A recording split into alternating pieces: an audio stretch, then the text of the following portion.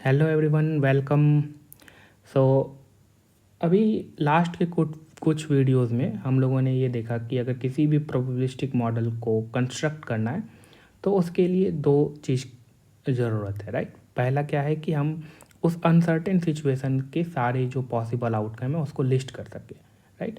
And listing all those possible outcome what we call is the sample space. और हम लोगों ने देखा था कि सैम्पल स्पेस को हम लोग कैसे फॉर्मेशन कर सकते हैं, कैसे उसको बना सकते हैं, right, by listing all the possible outcome. और हम लोगों ने ये भी देखा था कि सैम्पल स्पेस जो है वो डिफरेंट डिफरेंट टाइप्स का हो सकता है, right.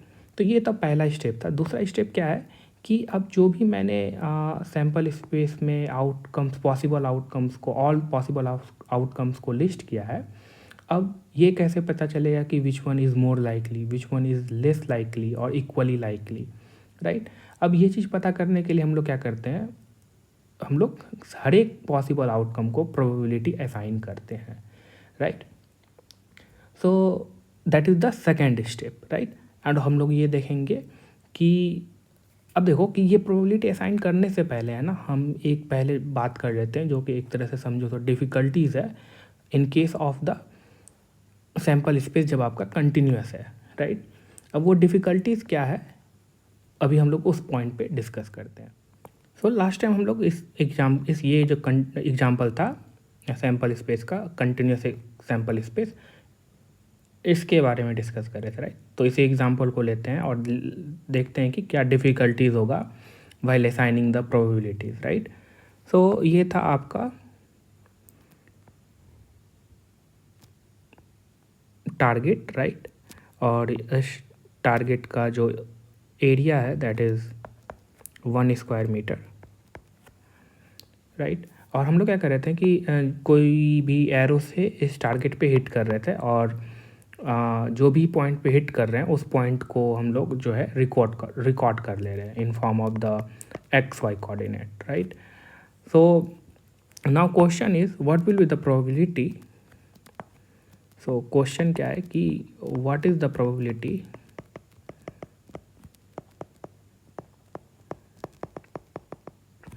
that you will hit the target, you will hit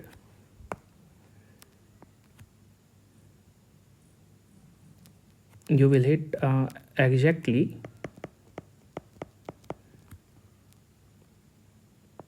at the center, right. और यहाँ पे ये एग्जैक्टली वर्ड जो है ना that is very important, right. So ये आपके पास टारगेट है दैट इज़ 1 स्क्वायर मीटर का और आप इस पर एरो टारगेट कर रहे हो, राइट। एरो से इस पर थ्रो कर रहे हो। So what will be the probability that you will exactly hit the target at the centre exactly, right. So और जो भी हम लोग पॉइंट्स नोट कर रहे हैं with the infinite precision, right. So hitting the target exactly at the center with infinite precision would be 0, right? Practically it would be 0, right? So that means कि यहाँ पे आप देखो कि in case of continuous sample space अगर किसी भी individual point का probability पूछा जाए, right, then for each individual point in this case you will have the 0 probabilities, right? So in continuous model any individual point will have the 0 probabilities, right? So this is the difficulties with the continuous sample space, right? तो यहाँ पे हम लोग क्या कर सकते हैं ना कि एक इंडिविजुअल पॉइंट का प्रोबेबिलिटी ना पूछ करके हम लोग में भी ये पूछ सकते हैं कि जो सेट है और जो सैम्पल स्पेस है उसके सबसेट का क्या प्रोबेबिलिटी होगा। सो मैं क्या बोल रहा हूँ कि अगर कोई भी आपके पास कंटिन्यूस सैम्पल स्पेस है, राइट। सो हर एक इंडिविजुअल पॉइंट का ना पूछ करके, किसी भी इंडिविजुअल पॉइंट का ना पूछ करके हम लोग क्या पूछ सकते हैं कि what will be the probability of this subset A, right. अब जैसे कि इसी एग्जांपल में मैं बात करूं तो ये आपका स्क्वायर जो होगा that will be the complete sample space, right. इसका हर एक पॉइंट जो होगा that will be in the sample space, right. अच्छा, इसका सैम्पल स्पेस हम लोग कैसे डिफाइन कर सकते हैं। सो एक्स वाई सच दैट, ये लास्ट वीडियो में हम लोगों ने देखा था कि एक्स और वाई जो है that will vary from 0 to 1, right. So it is taking the real number, right. So 0 से 1 के बीच infinite number of real number हो सकते हैं, राइट. अगर आप विद द इन्फानाइट प्रिसीजन हर एक नंबर को कंसीडर करो तो, राइट.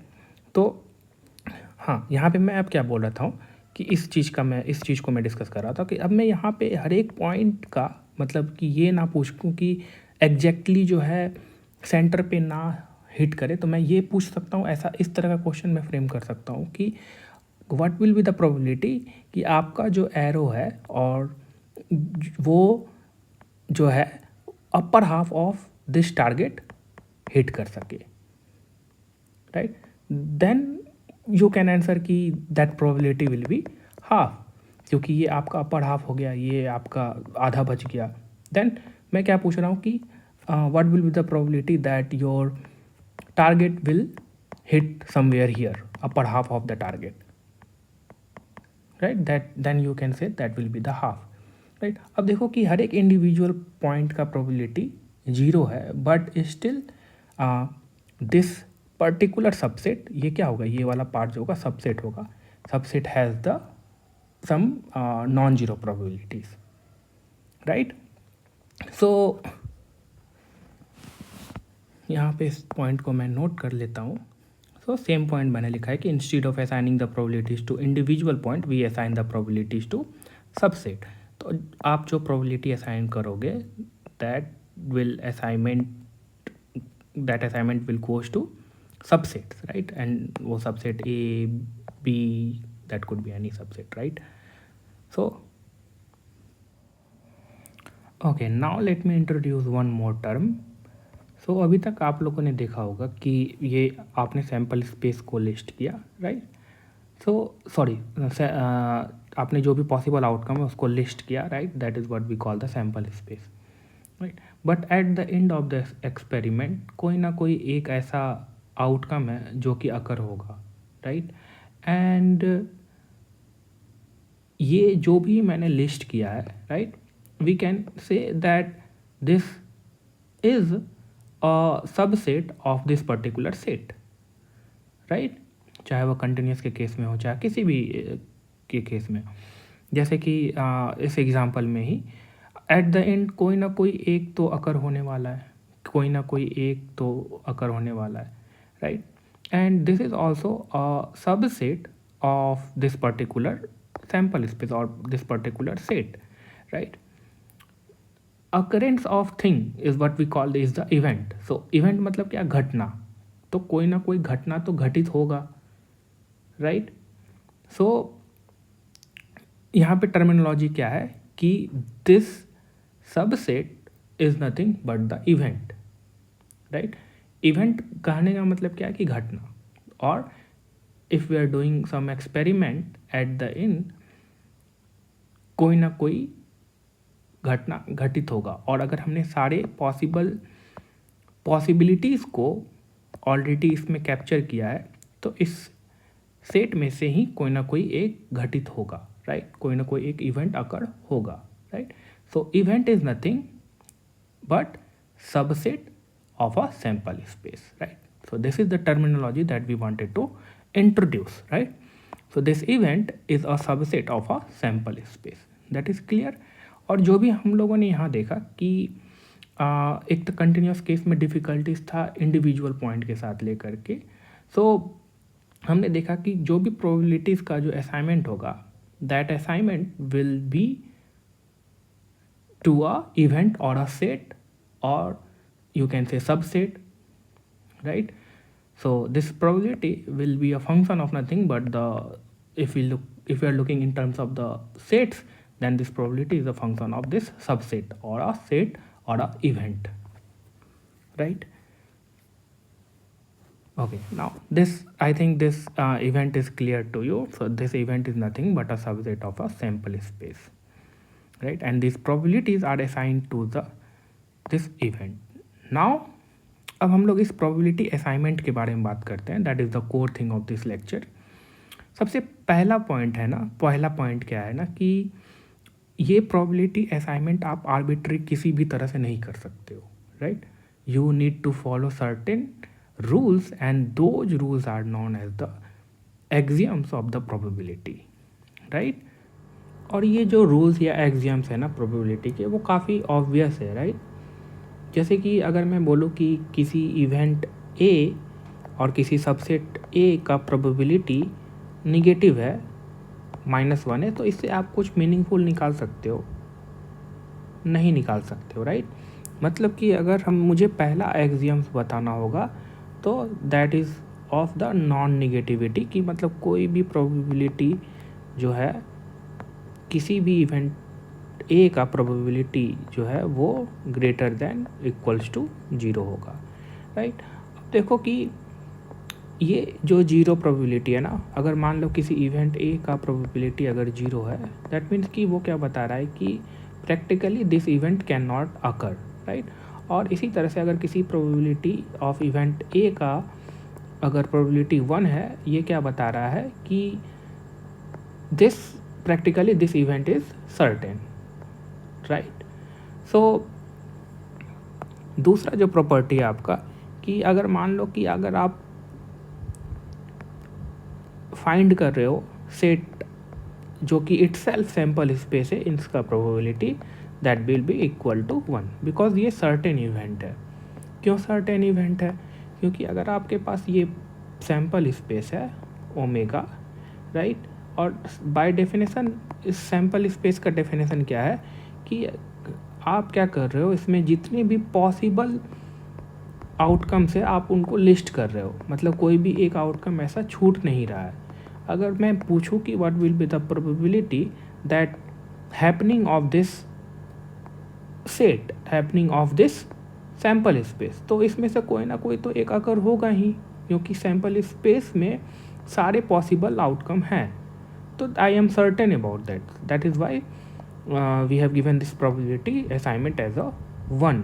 मतलब कि हम लोगों ने जो सर्टेन इवेंट्स हैं उनको नॉर्मलाइज्ड करके 1 असाइनमेंट दे रहे हैं for the certain events, right. So this is the non negativity axiom, मतलब कोई भी प्रोबेबिलिटी जो होगा वो निगेटिव नहीं होगा। This is the normalisation, right. Now coming to the third property. So तीसरा प्रॉपर्टी एक्सियम क्या है ना, कि अगर आपके पास कोई भी दो डिसजॉइंट इवेंट है, सो डिसजॉइंट इवेंट कहने का मेरा मतलब क्या है कि लेट सपोज करो कि ये आपका सैम्पल स्पेस है, राइट।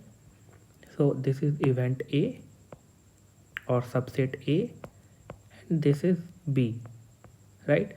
सो दो इवेंट्स जो होंगे वो डिसजॉइंट होंगे जब उनमें कोई भी कॉमन पार्ट ना हो, और मैथमेटिकली हम लोग इसको क्या बोल सकते हैं कि इनका इंटरसेक्शन जो होगा वो फाई सेट होगा, मतलब कि इम्पटी सेट होगा, right. So this third axiom what it is known as the additive axiom. तो अगर कोई भी दो डिसजॉइंट इवेंट है ना, तो इनका जो प्रोबेबिलिटी होगा that will be the sum of the probabilities of these two event, right. So if